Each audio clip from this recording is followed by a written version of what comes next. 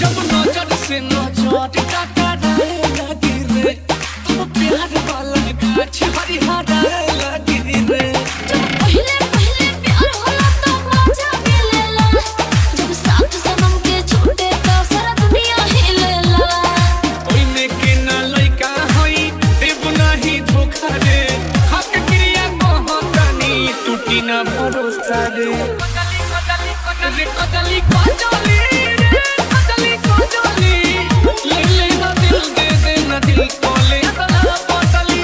रे कजली कजली रे कजली कजली, ले ले ना दिल दे दे ना दिल को ले तला पटली।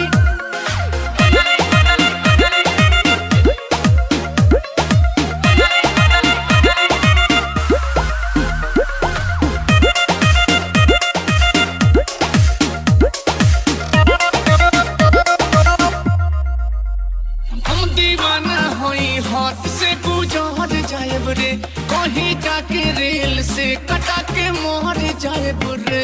तू सच्चा प्यार करेला हम जान गइनी हो, बिना अकेला तोहरा के पहचान गइनी हो।